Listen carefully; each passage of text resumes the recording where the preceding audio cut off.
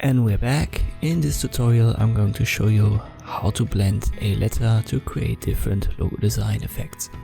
Let us start with the type tool over here. I'll just type in A and use the standard font Myriad Pro regular in Adobe Illustrator. I'll size it up holding Shift and Alt. And then I'll right click and create outlines. Under view I've got only snap to point and a smart guides activated. Press V for the selection to hold Alt and drag a copy out of that A, then I'll press Ctrl D 2 times.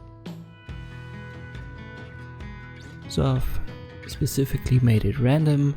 The distance, you can also use a specific X or Y coordinate.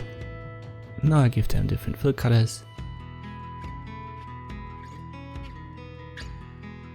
So this would already work as a logo design, but you can also give it blends via the transparency menu.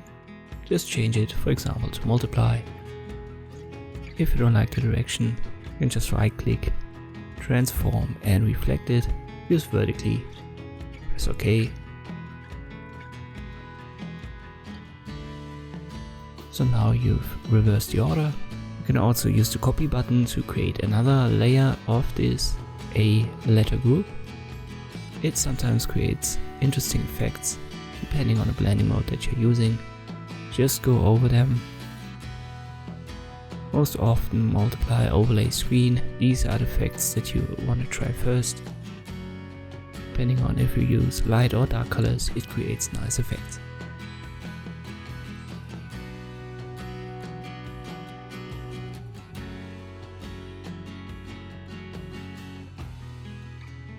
Try it out for yourself, and this is another logo design technique that I wanted to show you. Thank you for watching, and I'll see you next time.